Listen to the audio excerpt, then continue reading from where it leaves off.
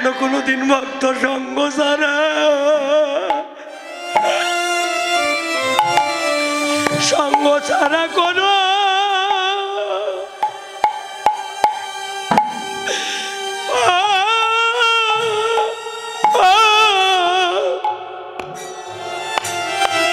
তুমি কোনো না হে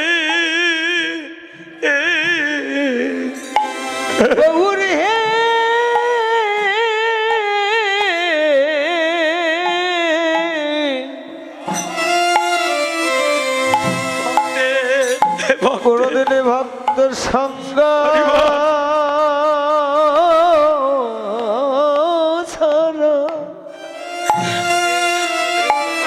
ছাড়া করো না সঙ্গ ছাড়া করো না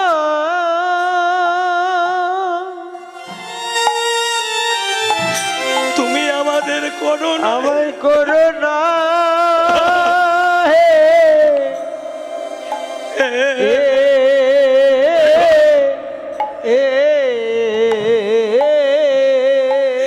তুমি আমাদের সুখে রাখো মা গোবিন্দ সুখে রাখো মা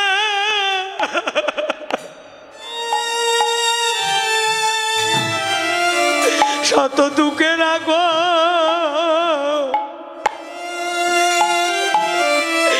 কোনদিন ভক্ত সঙ্গ ছাড়া তুমি আমাদের করো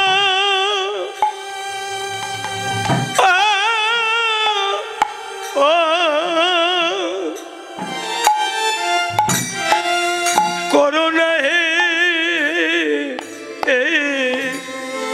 আমাদের সুখে রাখো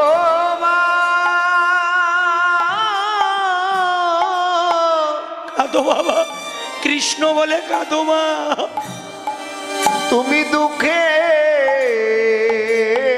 রাখো আর ভাগ্য হবে কিনা কোনদিনে ভক্তের সঙ্গ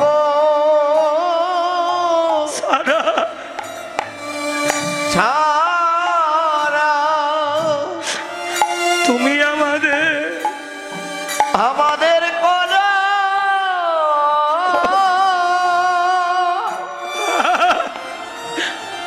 করো না হে কোনদিন করো না হে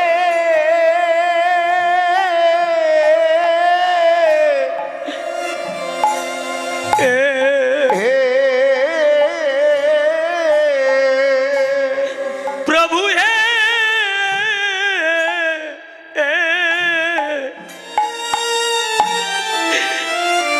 তুমি আমাদের কাঙ্গাল বলে গ্রহণ করো প্রভু হে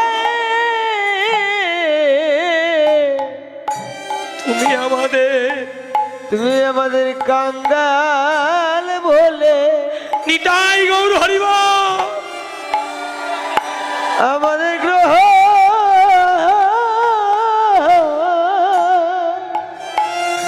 গ্রহণ করো আমাদের গ্রহণ করো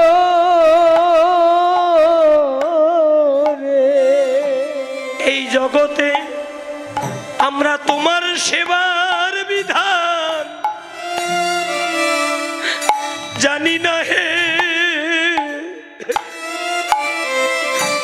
প্রভু তুমি আমাদের কাঙ্গাল বলে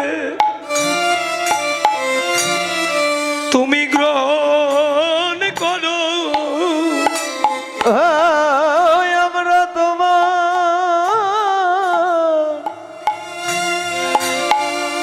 সেবার বিধান জানি না হে শুধু ভক্ত সঙ্গ সারা করো না হে তোমার সবার বিধান জানি না হে সঙ্গ সারা করো না হে সবার বিধান জানি না হে হেমশয়ে দামিনী দাম দমন রুচি দর্শনে দূরে গেল দরপকদাম।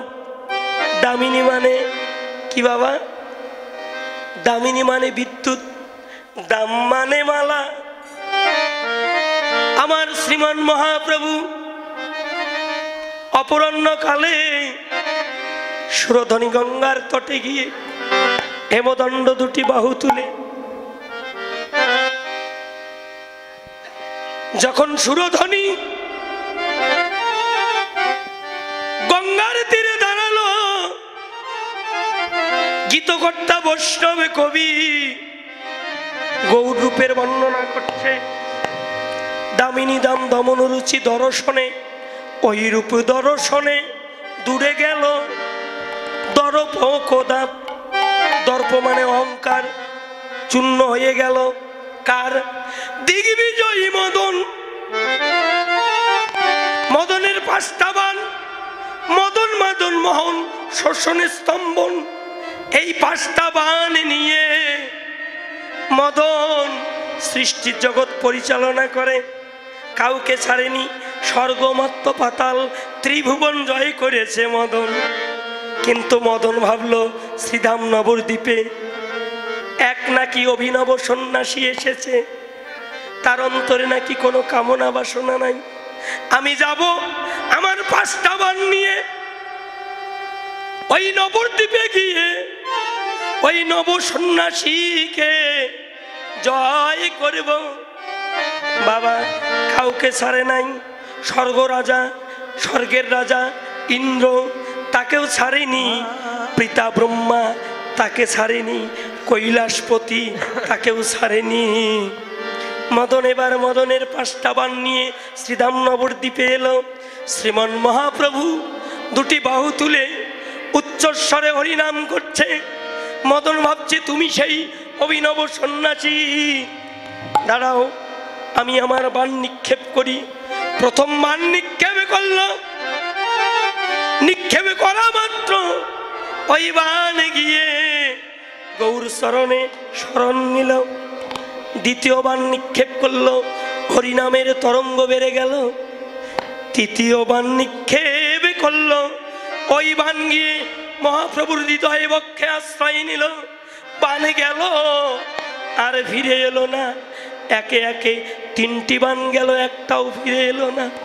আরো তো দুটি আছে, নিশ্চয় তুমি কোনো জাদুকর। চতুর্থ বাণ নিক্ষেপ করলো বাবা।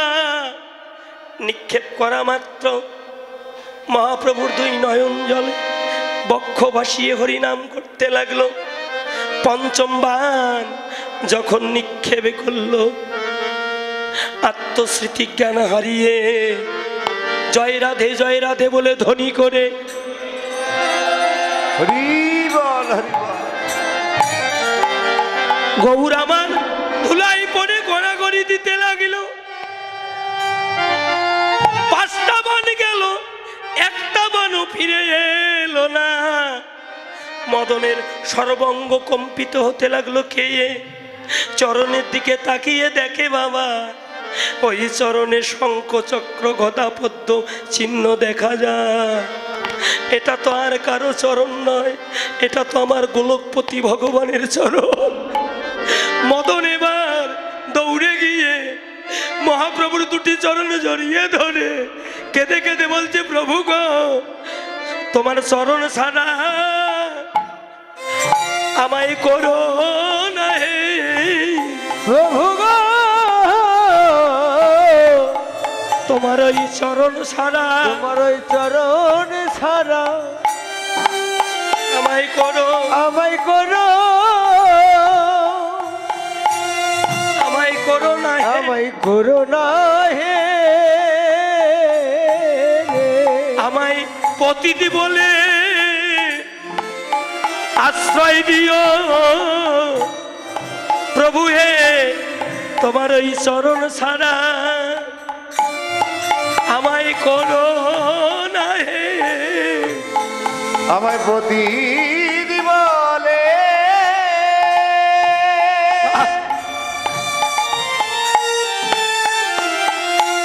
আমায় চরণে আশ্রয় দিও।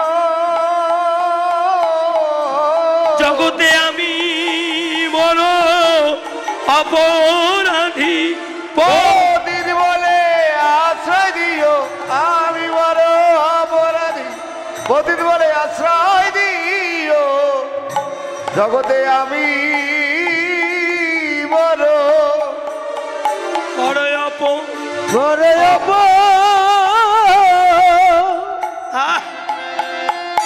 আমি অপরাধী রে বাবা। মহাপ্রভু কাঁদিতে কাঁদিতে মদনকে বক্ষে জড়িয়ে ধরলো। যখনই প্রেমালিঙ্গন করলো, মদনের কামনা বাসনার দেহ পুড়ে ধূলিসাৎ হয়ে গেল। মদনের 5টা বাণ ফিরিয়ে দিল।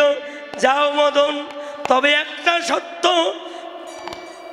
আজ থেকে যেখানে আমার সাধুগুরু বৈষ্ণব আশ্রয় নেবে, যার কণ্ঠে দেখবে তুলসীমালা, উদ্ধপিণ্ড তিলক, যেখানে নববৃন্দাবন হবে, ওই স্থানে তুমি কোনোদিনও আসবে না। হরিবা তাই দামিনী দাম দমন রুচি দর্শনে দূরে গেল দরপকদা। সদী গৌর ভক্তমণ্ডলী আশীর্বাদ করবেন আমার এই যে ভক্ত, এই মহতীয় যজ্ঞ অনুষ্ঠানের গোপালচন্দ্র দাস কোষাধ্যক্ষ বাবু হরিকথা কৃষ্ণকথা শ্রবণ করে এই নববৃন্দাবনে 500টি টাকা আমাকে দান করেছে। আশীর্বাদ করবেন বাবা। ভক্তের সাথে আমার মাঝে মধ্যেই ফোনে কথা হতো, অনেক আগ্রহ নিয়ে, এত প্রেম এত ভক্তি আজ পর্যন্ত আমি কোনো কমিটির দেখি না, শুধু বায়না লেখিয়ে দিয়ে আর খোঁজ খবর নাই বাবা। ওরে শোন কুসুমতা হে কোন গনিয়ে, সোন কুসুমতা হে কোন গনিয়ে ওরে শোন কুসুমতা হে কোন গনিয়ে, আর সোন কুসুমতা হে কোন গনিরে পাতর অরুণ সন্তান, বাধার অরুণ সন্তান ওরে পাতর অরুণ সন্তান, আর প্রাতর অরুণ সন্তান পাতর অরুণ সন্তান, আমরি রে প্রাতর অরুণ সন্তান বলি মিলে না মিলে না ও বলি মিলে না মিলে না মিলে না মিলে না, মেলে না মেলে না গোড়া রূপের তুলনা মিলে না মিলে না, আরে গোরা রূপের তুলনা মেলে না মেলে না পাতর অরুণ সন্তাপ, আরে পাথর অরুণ সন্তান ওরে পাতর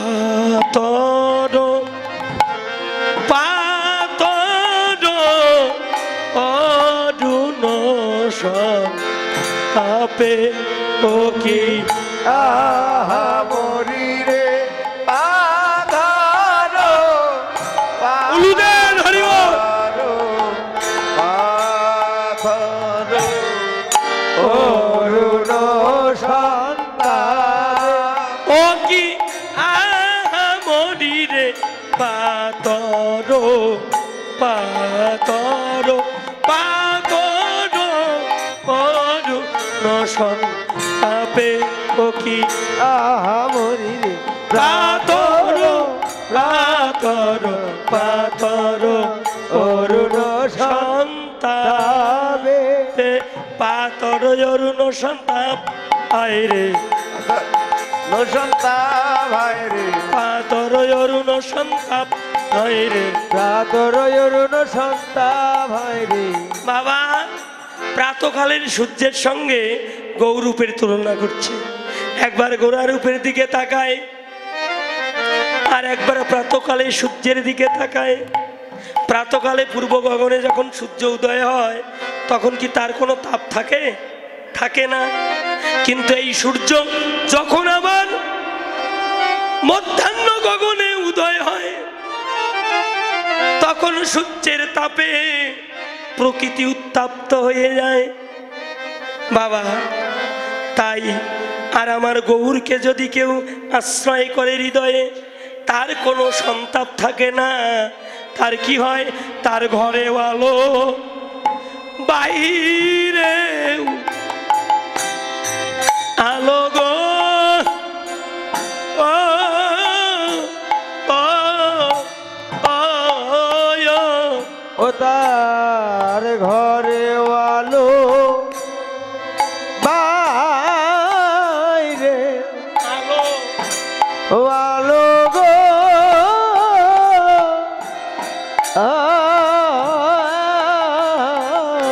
আমার গৌর গৌর সূর্যে উদয় হইলে তার ঘরে আলো, বাইরে আলো আলো গো।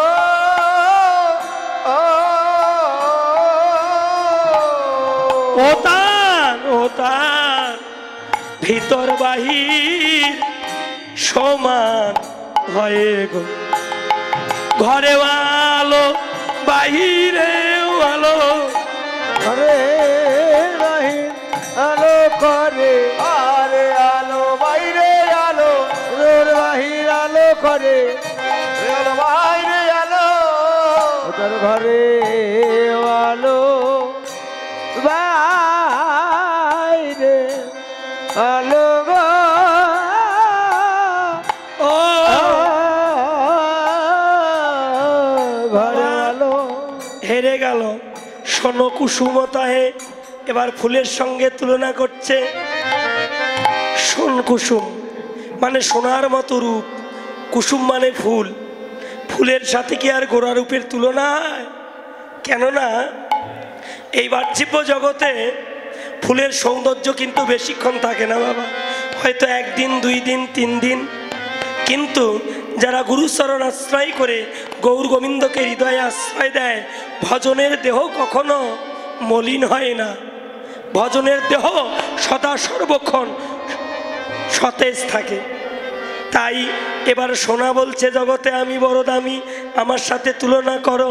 সুবরণ বরণ এরি নিজ কুবরণ, সুবরণ বরণ হেরি নিজ কুবরণ, সুবরণ বরণ এরি নিজ কুবরণ, সুবরণ বরণ হেরি নিজ কুবরণ।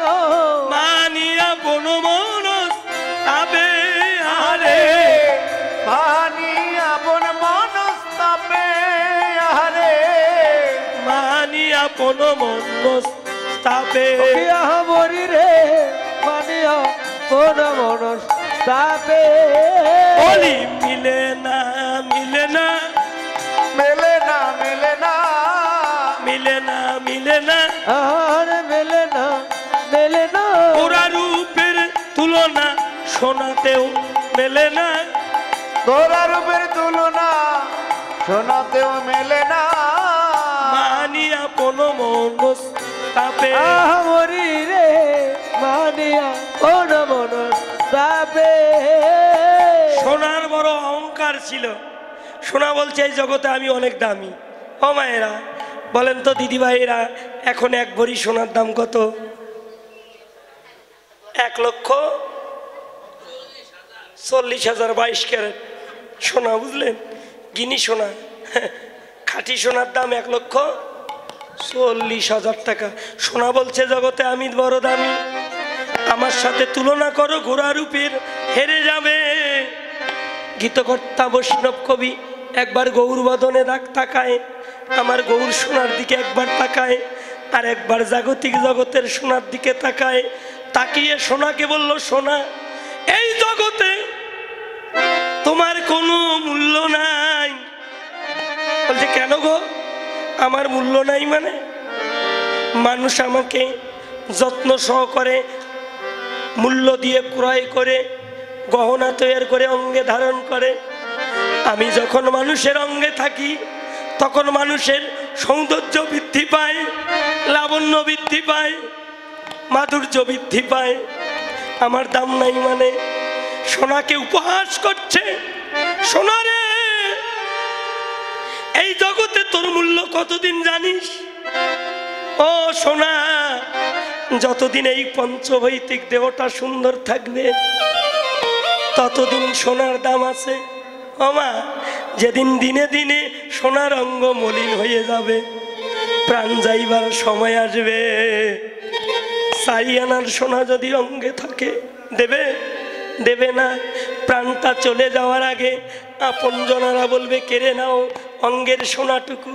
কিন্তু জানো সোনা, কোনো ভাগ্যবান ভাগ্যবতী যদি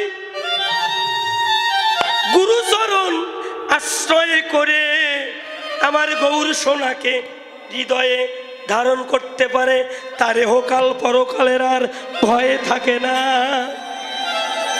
থাকে